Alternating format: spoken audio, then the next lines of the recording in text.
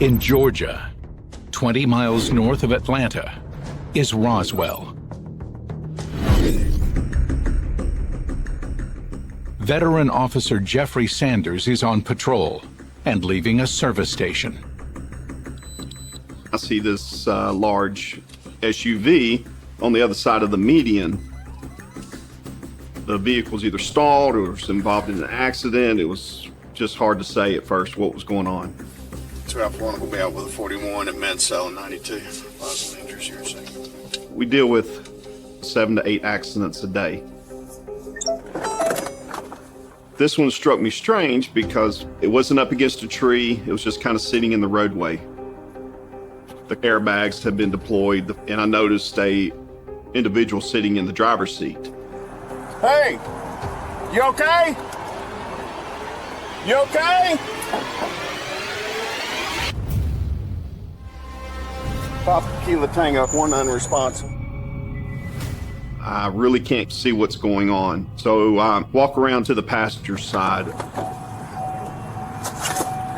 Hey! You all right? Hey! I thought, we have a pretty serious accident, you know, he's knocked out. The driver cannot be safely moved. He could have a neck or spinal injury. Hey, man! Talk to me! You okay? Agonal breathing. Stepping up. All of a sudden, he goes into an agonal breathing, which means he's not getting any air whatsoever. This guy's in a serious situation. I need to help him quick. Let's go! Talk to me, dude! Talk to me! This guy's large. Woo! Hey! The only thing to do is just to give him a big bear hug. I was able to grab a hold of him and squeeze him tight and start pulling this guy out of the driver's seat.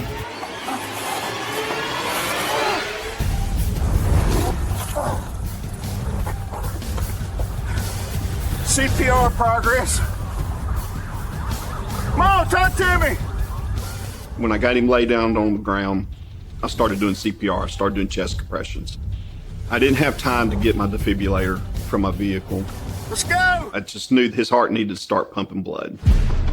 I know I need to get there, and I know I'm the closest unit to him. I turned the lights on, turned the siren on, and I was there probably within 2 minutes.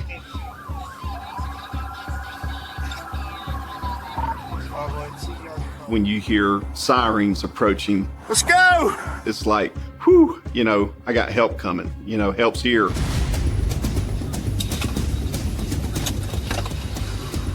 I remember seeing my partner, Officer Winslow, running up the roadway. He had the defibrillator. As he was unzipping the bag and pulling out all the contents and getting them ready, getting the pads ready, I continued the CPR chest compressions. Begin by removing all clothing from the patient's chest. These AEDs, they're very simple. As soon as you open the bag, the machine itself is telling you where and how to apply the pads to the patient. Place pad exactly as shown. Let's go! Come on! Press firmly to Come back to me! No one should touch the patient. Analyzing. He immediately put the pads onto the chest area. Shock advised. Stay clear of Clear. Clear. Shock delivered. Woo! Come on, buddy! I was like, wow, that was a big shock. Hey, hey! Emergency medical services have been called. It is safe to touch the patient to begin CPR. We stood clear, it gave 1 shock. We continued CPR. Talk to me! Come on now!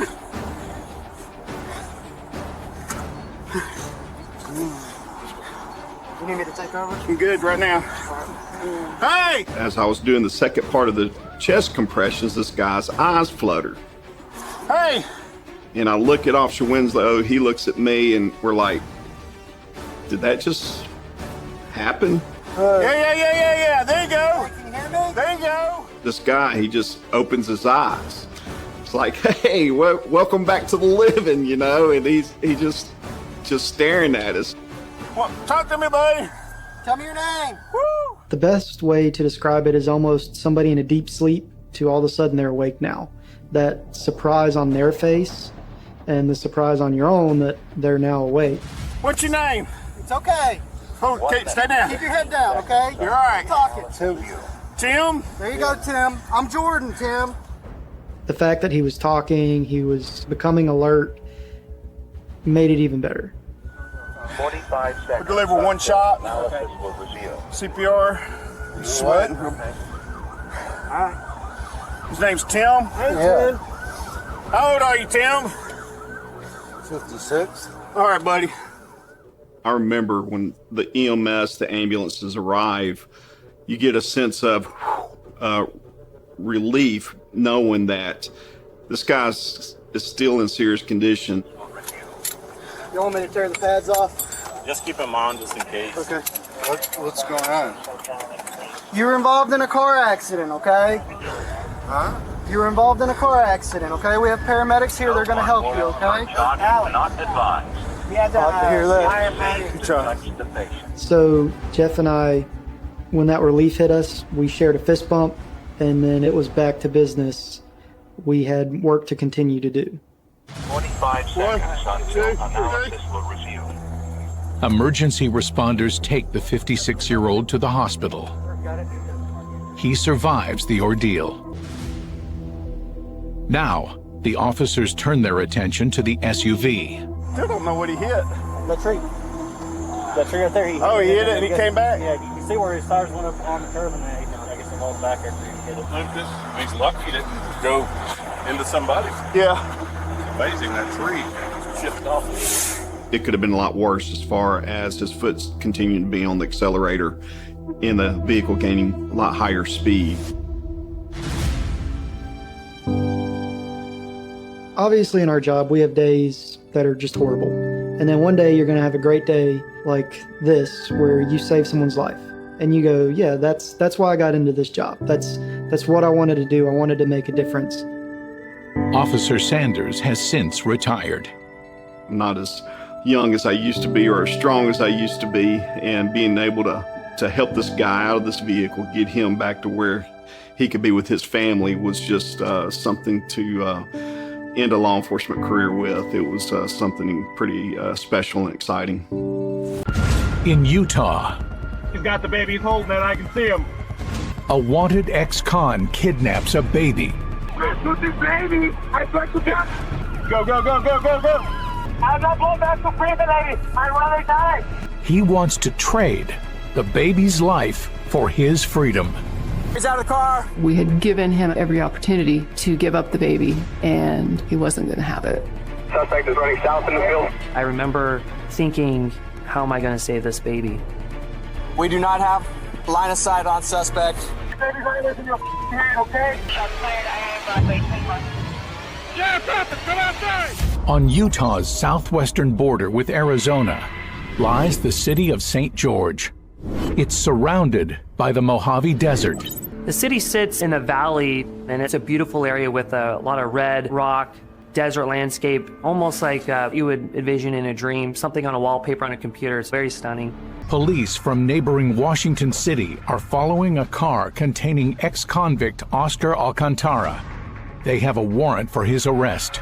The suspect was known to us. He has had previous convictions for domestic violence, as well as a previous incident of holding a hostage at gunpoint.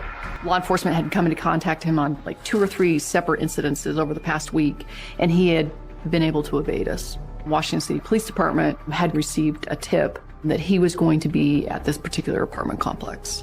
So they were going to try to apprehend him. Officers can see there's a young woman in the car. She pulled over because she's like, what do you want me to do? They're telling me to pull over. Oscar! She was absolutely hysterical.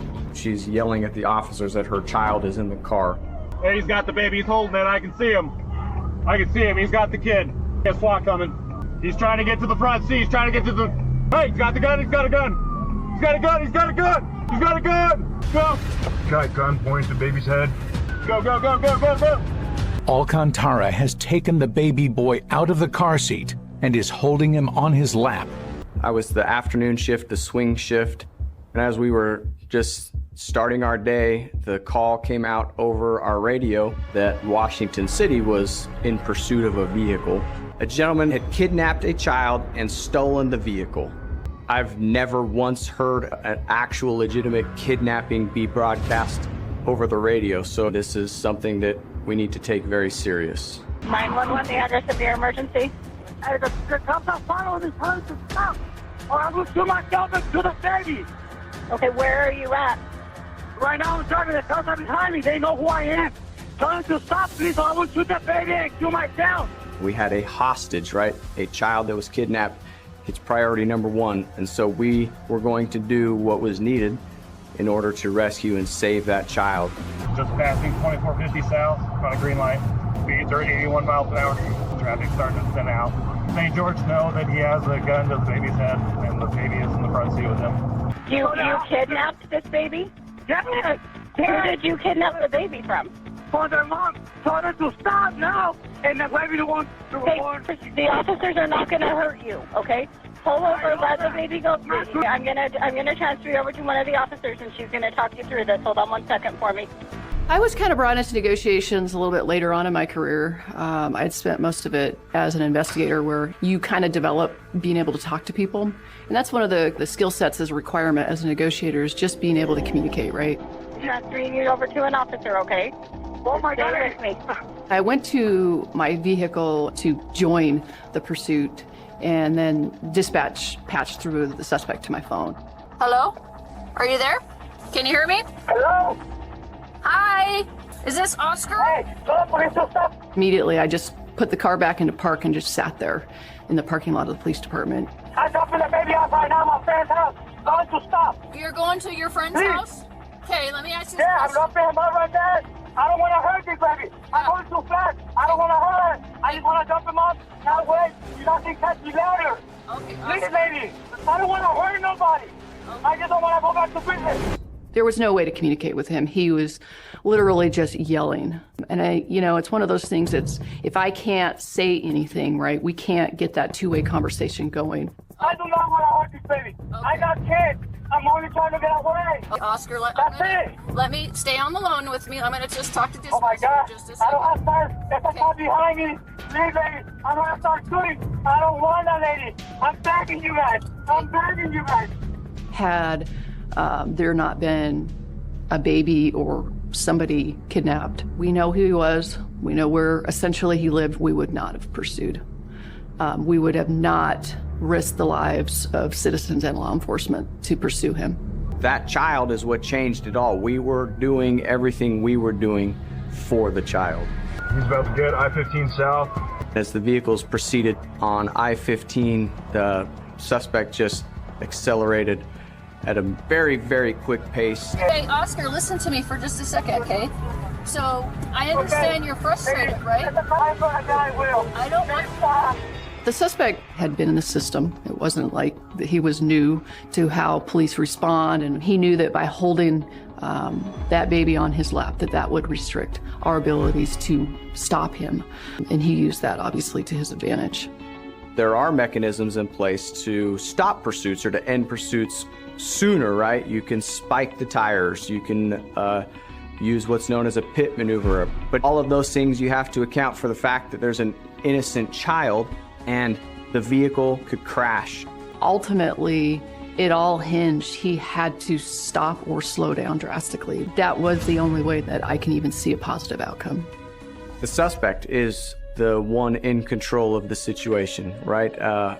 He holds all of the cards. I'm losing sight of him in the traffic. Speed's at 100. Looks like he's still southbound I-15. Took the Dixie Drive, exit 5. Lost eyes on him. We lost sight of him.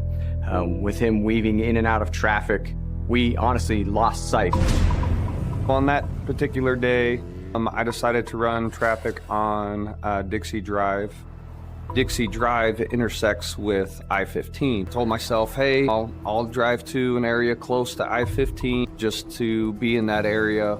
I just happened to be in the right place at the right time. Hey, Oscar, here's a compromise. What if you... Listen, what if you pull over and leave the baby in the car. Hey, Oscar, Oscar, if you pull over, we won't follow you. Pull over and run away from the car. Initially, the whole discussion with the negotiation was trying to get him to release the baby. And if he no longer had the baby, then obviously our response to that type of a call is going to change. We just care about the baby. Listen, I'm so sorry. You guys heard me tonight, and this baby's only within your hand, okay? I'm not going back to prison, lady. I'd rather die. I'm begging you guys. I'm begging you, just stop. People who will drive like that will do whatever it takes to try to get away, which can be one of the scariest moments. When he decided to go to the left and he crossed 3 lanes of travel, the only thing that went through my mind is they're gonna collide, and with that type of speed, he's probably gonna kill himself, the kid, the vehicle that he hits, whoever's driving that. Driving to oncoming traffic. Do we want to cancel? We couldn't trust that he was going to just let the baby go, so we can't just willfully stop following him in hopes that he's going to safely let the child go once we're out of sight. And so our hands were tied. Hey, Oscar, so what can we do besides stop following you? Because we're worried about the child. Stop following me. He didn't think that I was listening to him. He didn't think that I was taking him seriously, which of course I was trying to get him to understand that I was. Oscar, can you pull over and maybe just push the baby out and then take off? I said you can get yourself. No, of course not. I'm just trying. Okay. That's it. Look, I'll show you right now. And the next round is wait for me and him, okay? Hey, I'm trying to come. Look. Oscar. Listen to this. Look, listen. I'm gonna tell you, look. Oscar. And all of a sudden it was quiet, and I heard a couple shots. And he came in. You got that? Yep. You got that? I did, Oscar. The next day, I get it. Oscar. I'm so done with you guys. He said, I'm serious. I don't want to shoot the baby. I see his hand reach out the driver's side window, and then I look at the end of his hand as it's starting to reach back towards me, that it's a handgun. I'm trying to process everything, and then all of a sudden there's 2 shots fired. It was at that point I realized this wasn't going to be a typical negotiation, because in his mindset he was prepared to die. Negotiator's still online with the guy. How's the kid? Affirmative. She's still talking to him. He's hysterical, but not making any progress. Thank you. We're up to 80 miles an hour on Highway 91. 80 miles an hour on Highway 91. I'm worried about the child, so I don't care. We don't care about arresting you today. We don't even want you today, okay? But I care about your child. Okay? We're going to stop following you after you drop off the baby. Will that work? Well, I don't give a I'm not going back to prison. Hey, Oscar, I don't want you to go back to jail, okay? Just so you know, okay? Hey, Oscar. He just hung up. He's got a gun. He's not going to give up that baby because that is his token. And he just said if we don't stop following, he's going to shoot the baby. As Highway 91 continues west, it gets smaller and smaller. It turns into a rural 2-lane old highway. And then it goes right out into the high desert of Mojave County. I am sorry. A bulletin board. What's the problem? When you're trying to negotiate and you have limits? The fact is we can't back off. No. Can't let the baby go, but at the same time, we're just stuck in a rock and a hard place. The only thing is if we can make contact somehow. He's not answering at all. Talk to him. I really firmly believe he's going to kill the baby. Absolutely. Just crossed over in Arizona, 95 miles an hour. He thought once he crossed into Arizona, we were just going to miraculously stop and not continue on. But little did he know, right? He took a child hostage, kidnapped a child, and that changes things where we are going to ensure that child's safety. Hello? Oscar? Oscar, stay with me. You hung up on me. Listen, please. Okay, I'm listening. If I wanted to hit up, I would have done it by now. Okay? I'm going to talk to you guys politely right now. Okay, I believe you. All units, they're back landline with the suspect. The gentleman is mile marker 13, so southbound. I'm not going to go to prison, lady. I'm telling you right now. with a broken heart. Yeah. And I'm telling you that it's not fair for the baby. And I know you don't want to hurt the baby, Oscar. I know that. Okay, so I have to stop right now. I'm pulling over. So I have to stop right now. So I have to stop right now. Okay, so if you stop right now and put the baby out, okay, we will not follow you. Okay? Okay, look. Okay. He actually listened. And that's when you know that your negotiation is going to go somewhere. Still rolling very slow, 10 miles an hour. All units back off a little bit. He's agreeing to slow down and set the child out of the car. So let's try and give him a little distance. He made an agreement.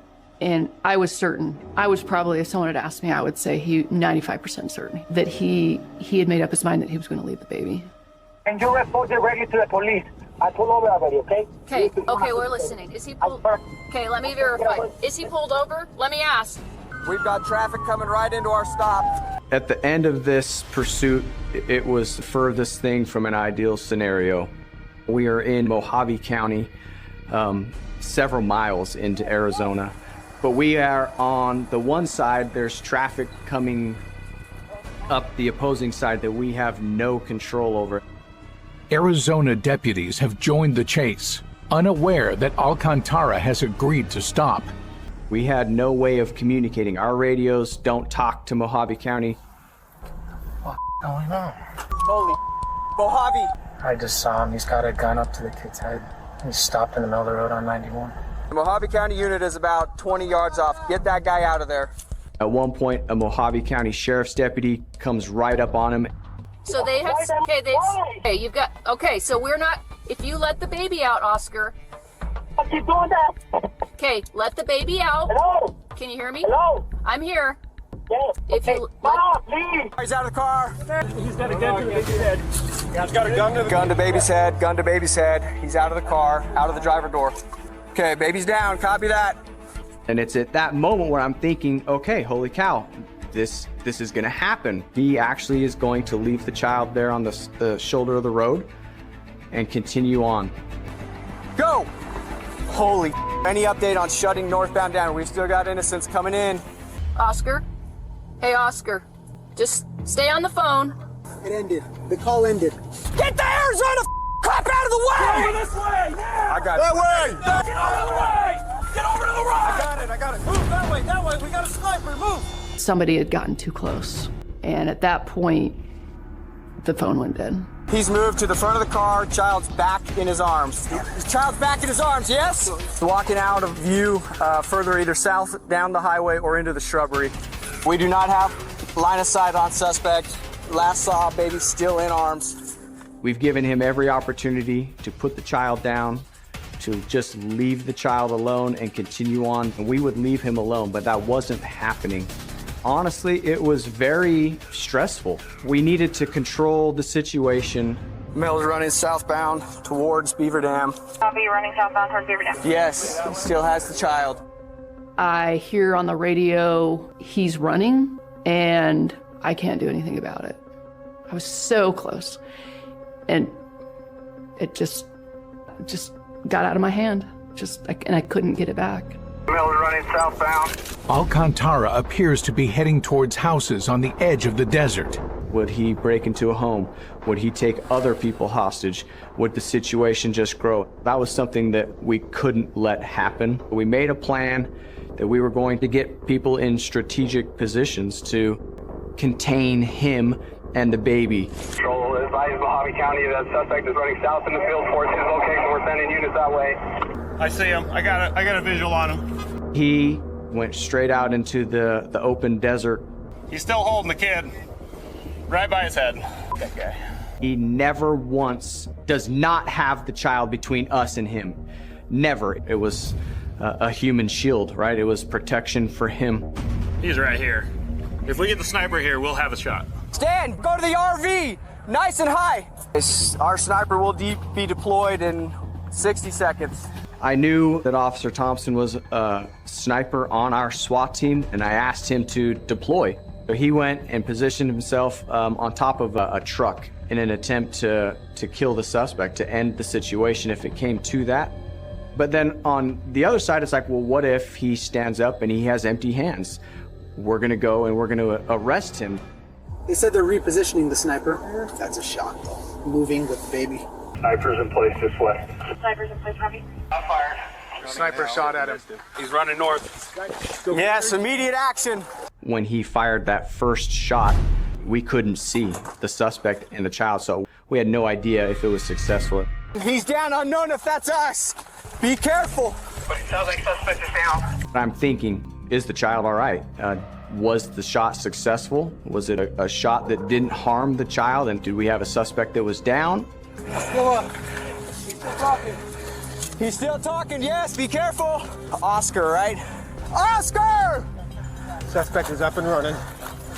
Oscar, stop! We don't want to hurt you! Stop, put the baby down! Oscar, we want to help you! Come on, let us help you! The handgun was pointed directly at us at the line. To me, that signaled that we were beginning to push him to where he was starting to feel our presence, because he had really just been threatening the child and had shot towards us during the pursuit, but now he was pointing his gun at us. One voice, please, one voice to Oscar from this line. Hey, you're closest. You take it. You gonna say that's you, brother? Oscar! Put the baby down, buddy! I'll come talk to you, just put the baby down! You got my word, I'll come talk to you peacefully, okay? Keep talking. Oscar! I saw that need and I said, all right, I'll step up, I'll start talking to him. And I mean, I don't have training and experience with crisis negotiations. So it was a little awkward at first. You give me a task and I want to complete that task. And so now my intention is to get him to surrender. Hey, just keep him talking. Talk about whatever. Just keep buying time. Hey, just relax, okay, buddy? Just relax. We're gonna come talk to you, okay? If he's pinned down. Yeah, I agree. Keep him where he's at. Is he going to shoot one of us? Is he going to shoot this child? Those are all things that were going through our minds. Well, we can't put our guns down until you put yours down. That's not how it works. Baby still in hands, handgun in the other hand. Will, your drone is coming to you right now. Our visibility was very limited, so the drone was used to give a better overview of what was actually happening. Oscar, I can barely see you, bud. That's the problem, is you're sitting down behind some bush.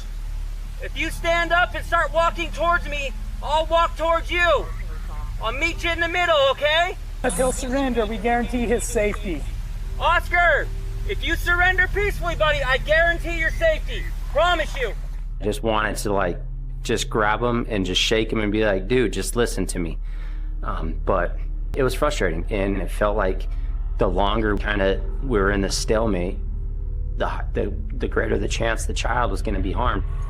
Sam! It's in the back cargo area. Sam. The plan was put into place to get Officer Lefevre in a position, our second sniper on scene there, to end it, to end the chaos. Stand up and talk to me. You alone and okay? Okay, listen to me. Listen to me. Okay, Listen close. Straight from you and me, okay? We're gonna call that last mountain peak 12, 11, 10. Okay. So that last power pole, you're pushing 3 or 4 bushes straight through. See the movement?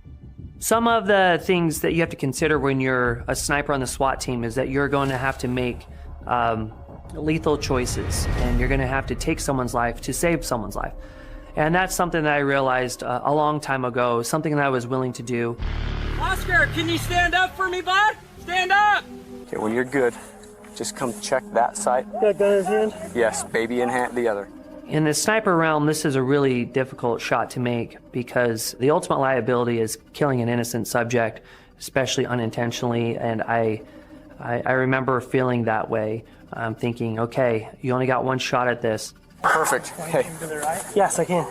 Okay, get your ass down. I remember seeing Mr. Alcantara. I remember seeing this innocent baby, and all I could see were their heads, essentially.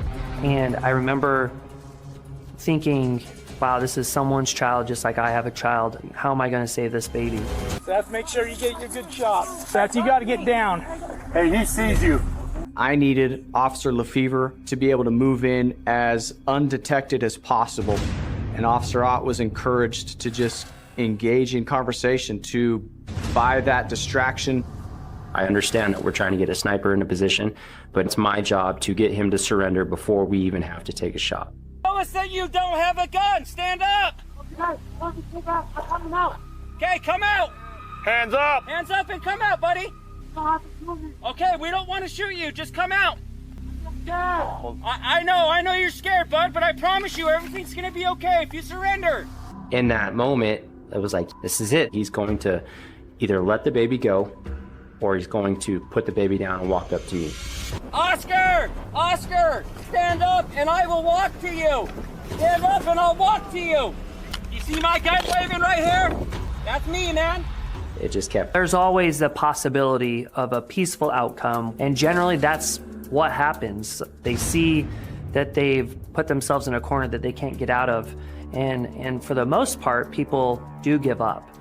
And during that time, I was thinking, well, we're running out of time, but how much time do we give him to give up?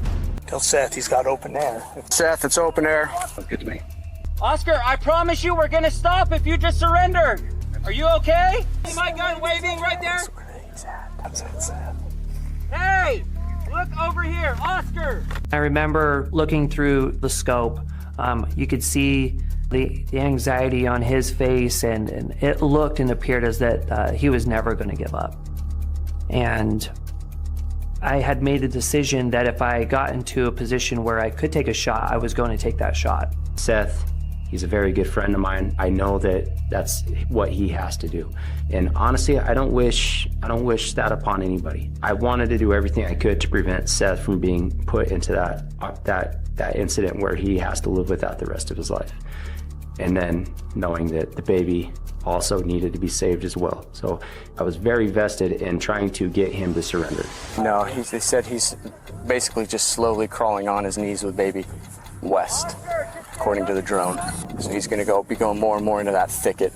Hey guys, we're gonna have to start. We can't let him gap us. Slow, stay on the line.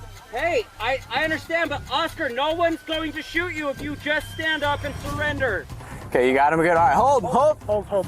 No one will shoot you, bud. Let's take you guys home. Come on. Oscar, let's not do this, okay? Let's go get him a kid's meal. Just keep it going. You're doing great. See Seth? No, I don't. That's what I was for. There were very many times I thought that, okay, now I have a shot, but the human body moves all the time. And then it wasn't the time, because then it would have shot the baby. And that was a very difficult feeling for me. And I kind of wondered, am I ever going to be able to do this? And am I going to be able to make sure that this baby goes home to its mother? He's gonna make a mistake here in a minute and open himself up. Seth will get him. Well, we got one shot of this though. I missed. Talk's good. We've got good communication. Oscar! It's communication, not compliant, but communicating. Right here, Oscar! Okay, you see movement, right? Hey, I'm right here. You see me? That tallest bush. Mr. Alcantara stopped moving. It was just a split second, but it was enough for me to be able to take that shot. Even though it was inches away from the baby's head, what I remember seeing was Mr. Alcantara and the baby just falling backwards in a violent manner, and I couldn't see anything else. Oscar, can you hear me? It was an experience that I'll never forget, because I didn't know if that child was safe. And ultimately, what we were doing for the child. Okay, stand by. Hold. Chill up. You got a fan. Okay, hold up. Left side. Hold. Back up on me, receiver. When I fired the shot, I was very confident all the way up until when the rescue team went to go pick up the baby. I immediately felt nauseated and horrified, thinking, did I just shoot that baby? Straight ahead. Baby moving. I got hands. Okay, we've already got a hands-on established. Come here, buddy. When I scooped the child up from underneath the suspect, it was just total validation that everything we had done worked and that he was safe. From the time that the suspect took the child till law enforcement picked the child up after the suspect was killed was 1 hour and 17 minutes, which was an eternity for that mother. I can only imagine what she must have been feeling. Oscar Alcantara had a lengthy and violent criminal history, including a previous conviction for kidnapping. An investigation clears Officer Lefevre of any wrongdoing for firing the fatal shot. I remember going home, using tweezers and just pulling out cactus coils out of my body in the shower, and it seemed like at that moment I was able to just relax and to be able to think about the magnitude of the situation, thinking, wow, I just took a life, but also I took a life, but I saved a life by doing that. And that responsibility sometimes falls heavy on your shoulders. It felt like I had just failed my mission. I wasn't able to get Oscar to surrender, and I was really invested in this almost too much. So Officer Ott had the opportunity to meet the baby whose life he helped save. I remember just giving him stickers, giving him coloring books, letting him play with my police dog, just trying to bring joy to this kid, and then also being able to see that he's not harmed.